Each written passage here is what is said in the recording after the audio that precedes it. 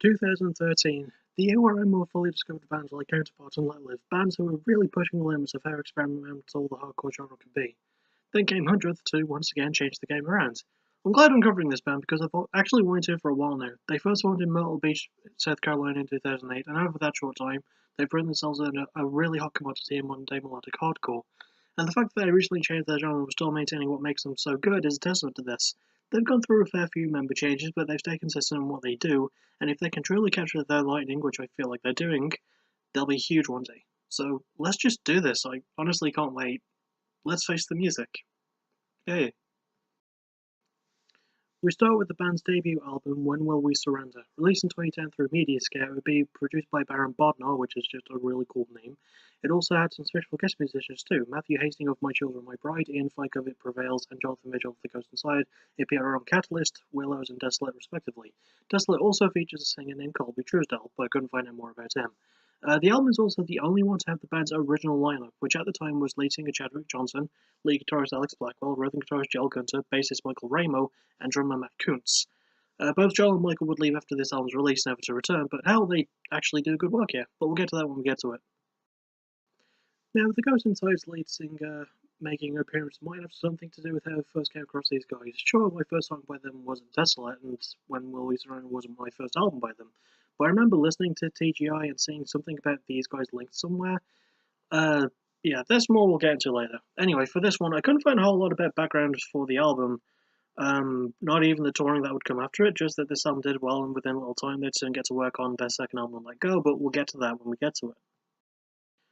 With the rise of bands like The Ghost Inside, the hardcore scene was changing a lot at that time. The fact that this album came out on Mediascare might felt too, if The Ghost Inside were on that label at first. It's nice when bands join to make cool songs, and it's even nicer in my opinion when they're on the same label. Man, Mediascare deserves more recognition for giving a bit of juice back to the hardcore scene in 2010, as do the bands signed to it, so yeah, respect to them. There probably was a lot of promotion done for this album, but the only thing that really came of it was the music video for Desolate, the only song on this album to have a video. Coincidentally, it's also one of the only songs on the album to have clean singing, which I think might have been done by Colby Truesdell. It's strange as neither Colby nor Jonathan actually appear in the music video. That's not the only strange fact though, as the album's running time, according to Wikipedia, is a bit weird.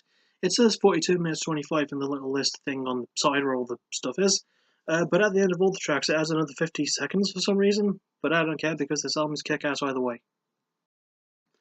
The band really captured their sound easily with great melodies and a surprising positiveness that was only just starting to come to light at the time within hardcore music.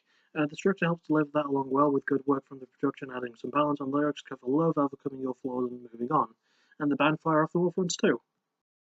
Chad's vocals carry a surprisingly good melody with the screams, Joel and Alex's guitar work is good with nice breakdowns and heavy riffs, Michael's bass is thick and groovy with a nice tone, and Matt's drumming is hard-hitting and easy to headbang to. Standout songs include Desolate, Catalyst, the closing track in Shine, Greater, and my favourite in the song, Sinking. When Will We Surrender is a good title for a debut album, and the album itself has the punch, melody, and slick production to stay in people's heads. I can recommend it.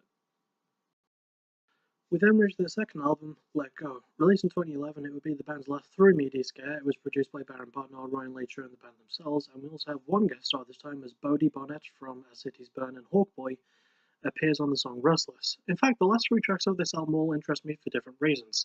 Restless has a guest appearance, the song after the title Soul has an outro excerpt of There's Light That Never Goes Out by the Smiths, sort of, and the last track is a cover of the Nine Inch Nails song Hurt. You know, the one that people think that Nine Inch Nails covered by Johnny Cash, so yeah. Before I actually carry on with the scripted part of the video, I do want to go off on a little tangent. This is not something I brought up in the paragraph that I've got written.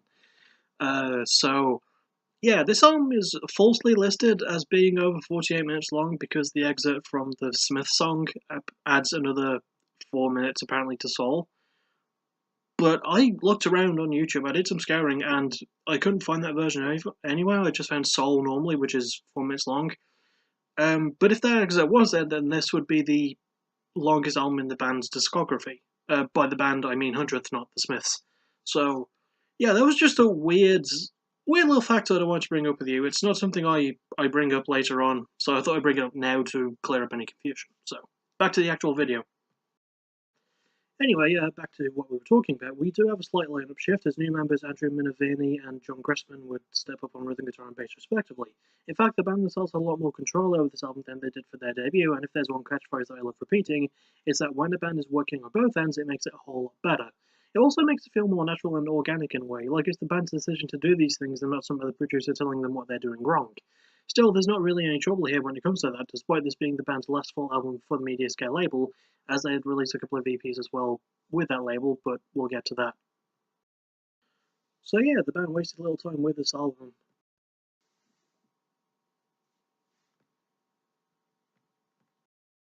Sorry about that, I was trying to burp off screen and I still did, but anyway, where was I? Yeah, they knew what they had with their debut and ran with it, and I usually like it when a band releases albums back to back so quickly. Most of the time, though, it's in cases where the previous album sucks camel legs and the second one blows it out of the water. But that's not the case here. I really liked When We Surrender, and I really like Let Go too. The band knew exactly what they wanted the sound to go for on this one, and since they had more control this time around, they pretty much nailed it. There's more focus on melody, and it's also a bit experimental too. It has more atmosphere to things, and the song Remain to Sustain has elements of pop punk that actually work really well. So it wasn't just rare when they decided to push the boundaries, it's nice to see that the band's stepping a foot outside their comfort zone earlier on than most of the bands would. The structure really helps as the band has a good core sound and only add layers to it, adding a lot of twists and changes for this one. And the lyrics cover more serious stuff like death, love, some politics, and family relationships. Chad's vocals have improved and he sounds a lot more natural. Alex and Andy are both great guitar with nice licks and pun-like breakdowns. John's bass work gets its time to shine. It's a lot pluckier and groovier, and Matt's drumming is hard and fast and damn good and awesome, and I like it. Standout songs include Remain and Sustain, Weathered Town, Restless, Carry On, and my favourite in I Hold the Key. A nice reference to the band's logo of a pair of crossed keys. Let Go is brilliantly balanced and experimental and also organic and a lot smarter than it would appear. I can recommend this one. We then reached their third album, Free. Released in 2015, it would be the band's first release for their current label of Hopeless, and it was produced by Sam Pura. It's also the band's shortest album at 32 minutes and 7 seconds. We also get some more lineup shifts as we get a new guitarist in Blake Hardman and a new drummer in Lee Hutcherson. So now I can talk more about my history with the band. Way! This was my first full-on album by them when it was released, and at first I only knew about the EPs I released before this titled Revolt and Resist, which were released in 2013 and 2014 respectively. I never listened to either at the time because of my stance against EPs, but I did hear some singles from those, and they only got more hyped for a proper album. It did suck to feel blueballed for a few years, especially since I came across this band on accident before this album came out, so yeah. As I mentioned earlier, I think I was listening to the Ghost Inside or counterparts, but yeah, I heard one of those bands, Hundredth, were linked, so I took a chance, I listened to them, and I liked what I heard.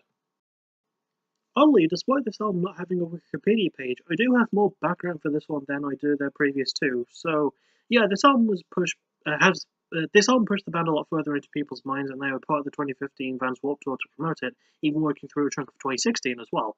It sort of shows how much the band like writing music, considering their release schedule, even though it is technically the biggest gap in the band's releases as it is 4 years after Let Go, if you don't include the EPs.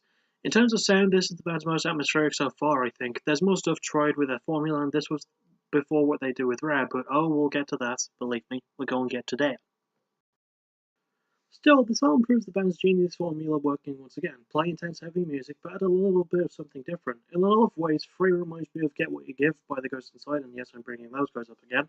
It's an album that pushes the boundaries of melodic hardcore in some really unique ways, and despite the label change, the band still retain their energy, which I quite like. The album maintains a steady and heavy structure throughout, with nice breakdowns, amazing build-ups, and a really good tone and balance. The lyrics cover self-discovery, depression, and belief, once again going over tricky stuff to talk about, and the band had the energy to back up what they talk about too. And they all perform brilliantly as well. Chad's vocals are more screamy and they're more raw and honest, so it's all good. In fact, I don't think he sings cleanly at all on this album, which is kind of unique. Andrew and Blake provide great riffs, breakdowns, and scales. John's bass is groovy and thick and cool, and Lee's drumming is hard and heavy and fast-paced. Standout songs include Days, Beggar, Break Free, See Beyond, and my favourite in the closing track titled Burdens. Free is short, sure, but it does a lot with its time, and it's super intense, surprisingly accessible, and shows the band's depth in interesting ways. I can recommend this one. And finally, we reached the band's fourth album titled Rare. Released in 2017 through Hopeless, it was again produced by Sam Pura, and it's the band's longest album at 45 minutes and 7 seconds. We also have more lineup changes, yay, as Andrew Minervini and Alex Blackwell would return to play rhythm and lead guitar respectively, but then that was switched to as Chad plays rhythm guitar on this album, leading Andrew to switch to bass, making this 100th first album as a quartet, which is 4, I think. Yeah, it is. Now, Rare is a pretty apt title for this album, as it marks a huge shift in sound, going from their hardcore roots to a shoegazing sort of style, sort of in the same vein as other bands who did similar, like Turnover and Nothing. But Hundredth themselves claim that they weren't even thinking of those bands at that time. Hell, this style is apparently something the band wanted to do from the beginning, and they claimed that their melodic hardcore sound wasn't what they wanted to do at first, and it didn't represent the band's personal music tastes. The band even went the extra mile to prove this point during their live shows, not playing any of their old stuff, instead wanting to put full focus into the new sound on Rare. And it worked, don't get me wrong, but I have a weird question. It's a minor thing, and it's simply this. If you never wanted to play the heavy stuff in the first place, why were you doing it for almost a full 10 years? That really doesn't make a lot of sense to me. But still, yes, this album is really, really good. It goes for the shoegazing stuff and has some indie and post-punk elements, but it still has the vibrancy of their hardcore sound. There's a lot of distortion tried with production, and it's like listening to what would happen if counterparts tried covering songs by Depeche Mode, but they made it work because, well, they're counterparts, and you know that I love those guys already. But it also works in Hundredth's case as well, and I honestly appreciate the respect their decision to stick to this new direction. They did their damnedest to make sure that this album went just right, and given the 2-year time frame between albums, they really nailed it. The structure is nice and organic and well balanced and carries nice consistency throughout, and consistency, not consistency, and the lyrics cover more personal topics of things like love, death, anxiety, and addiction, and the album catches that gloomy feel really well, with the production helping, but the band kill it too. Chad's vocals are all clean and they carry a good drive with them, as do his riffs. Alex's own riffs are solid with some nice solos too, and his bass work is nice and thick and well toned, and Lee's drumming is well balanced and still pretty heavy for an album like this. Standout songs include White Squall, Disarray, Vertigo, Chandelier, not that one, and my favourite and the last track, Departure. Rare is a different type of album that really pushes the boat out, with the performances, songwriting, and production really tying it all together, and I can recommend this one. So, let's round them up. I'd have to say my favourite is probably 3. It's really well tied together, and yeah, it was my first, but I also feel like it's the first to show the true instances of how the band could have progressed back then if they wanted to. Least favourite is maybe When Will We Surrender, but I don't hate it. It's just the most by the books of their albums, I think, but it's still fun and a good starting point if you're looking to get into the bands. And hell, if they keep progressing, it shows how free they are to let go, and that's just Rare. Anyway, after that really good triple punathon, I will see you next time, where we will be heading to Long Island, New York, to cover hardcore punk band Incendiary. I hope I see you then. I'll probably see you before then for the next Fight the Night review. But anyway, yeah. Thank you for watching. You're awesome. Bye-bye.